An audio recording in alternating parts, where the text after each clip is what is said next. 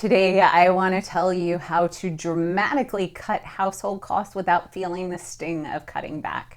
I know you're thinking to yourself, aren't you the same girl who says you don't have to be frugal to reach your financial goals? And I am, in fact, that very person. But I am also a very firm believer that you should cut back on the things that are not a priority for you. And the only way you can do that is determining what is an actual priority in your life. And yes, I know family is one of your top priorities. It's one of mine. It's one of everyone's top priorities. But I'm also talking about your more like spendy priorities. Like, I don't know, you have to get a pedicure once a month so you don't look like you have troll feet, or buying a certain brand of underwear that magically lifts your butt. If that underwear exists, I may need to find it.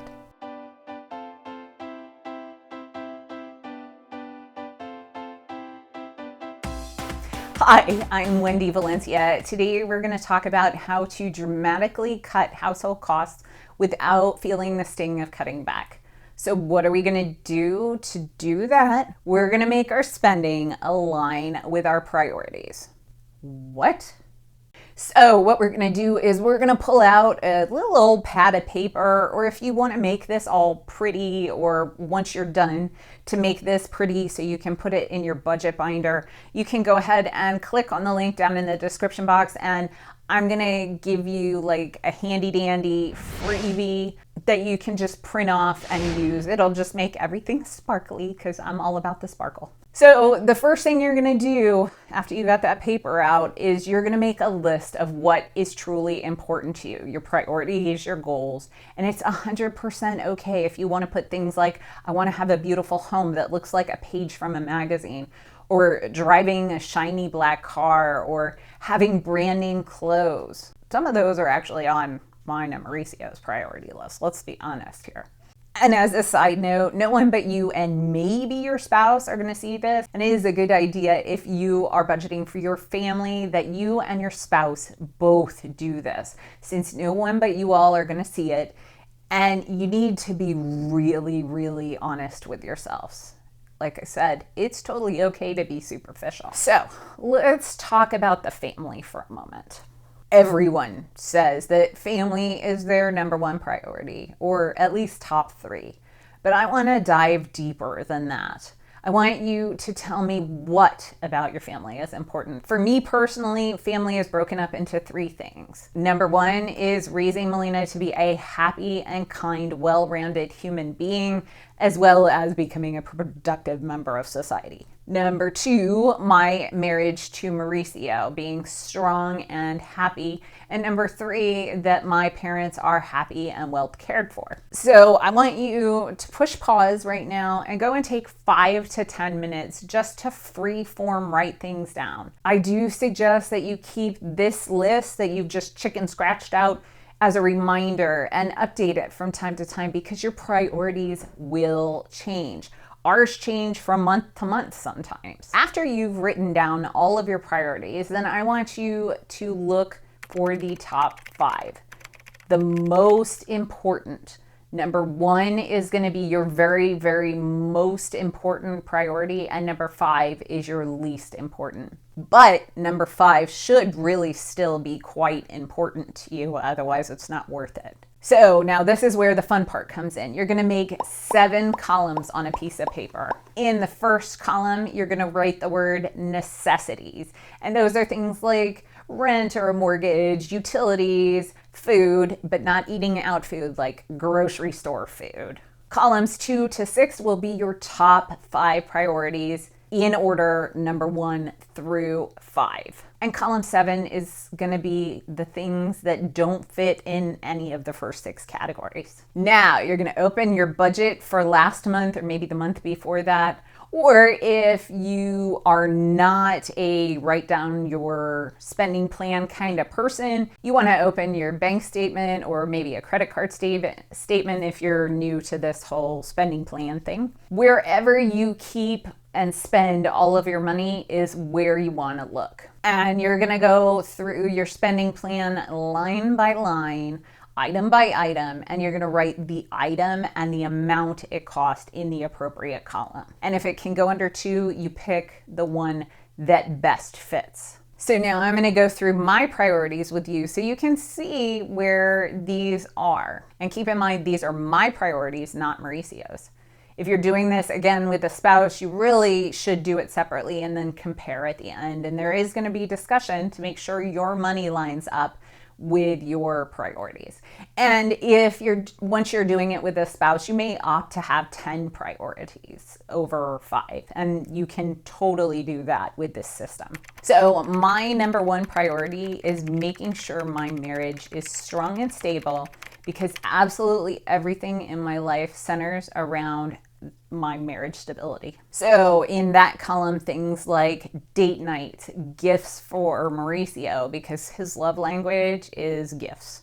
So keeping my marriage strong means doing things that align with his love language. And honestly, that's one of the reasons we had such an extravagant Christmas last year, is because it was important to me to give him those gifts. This category, oddly enough, is also going to include all of my beauty supplies, because remaining attractive to my husband is an important part of keeping my marriage strong. And honestly, any spending for Mauricio's priorities would also go in here.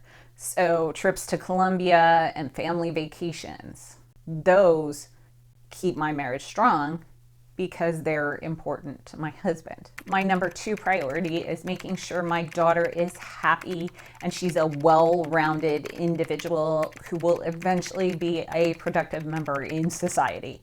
So things for Melina to make her happy and well-rounded, that includes her extracurricular activities, her tutors, her school expenses. All of that kind of stuff goes in column number 2. Any clothes that I would buy for her that are purely fashion. It's important to Melina that she look good. I know, at 2nd grade, it's important. The world's changed. My number 3 priority is that my parents are well cared for. If my parents needed something that they couldn't afford, that would go in here. Maybe their medical expenses, or, food, or maybe assistance. But honestly, there's not really a lot of stuff in this category because they're financially stable. So for me, this category is actually filled with things that require time, like taking my mother to the doctor when she needs to go and spending time with them. My number 4 priority is becoming shockingly wealthy. Go ahead and judge. I'm here for those of you who just said to yourselves, oh, why didn't I put that on my list? I want you to know deep down inside that you're not alone. So for us, becoming wealthy means saving for retirement, getting that 401k match, paying for Mauricio's education in cash, investing, paying off a last little bit of debt. And my number 5 priority right now is building this business. So travel expenses for FinCon, any website expenses, any equipment that I need to buy. You get the general idea. So I know you're about to ask me, where's your health in all this? Health should be one of your top 5 priorities.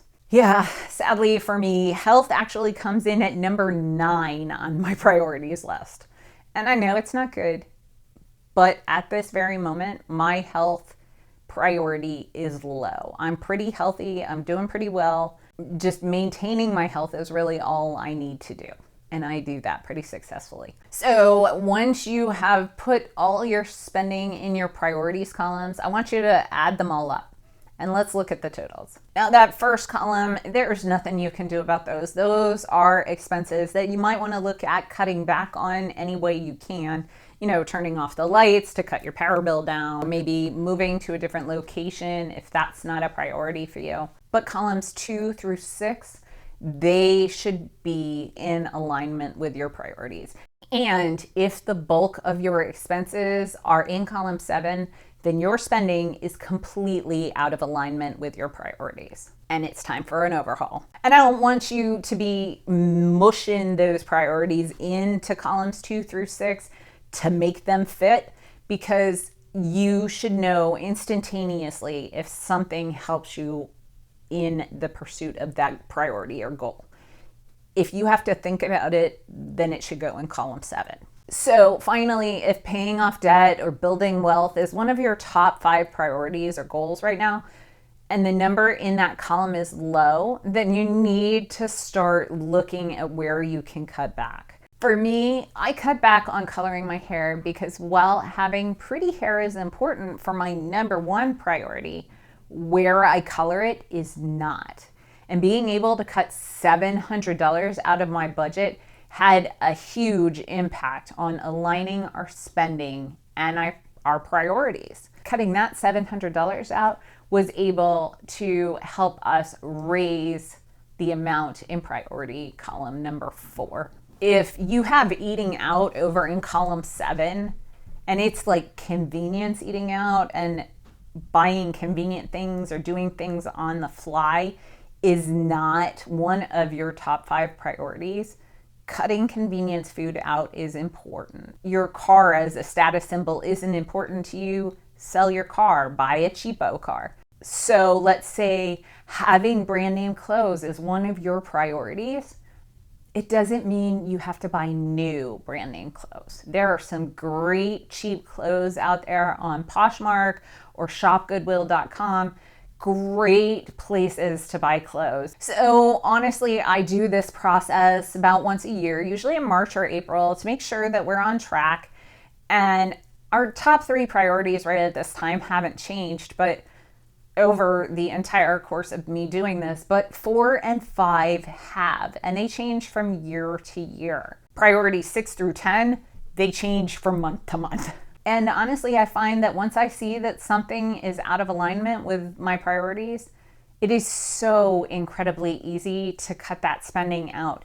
And I bet for you guys it will too. That once you figure out that convenience food isn't in alignment with one of your priorities, and that if you just threw some stuff in the freezer that is real fast to cook, that might actually be more in alignment. So let me know the results of your analysis down in the comments.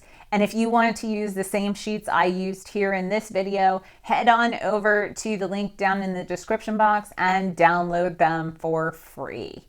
So I'll see you in the next one.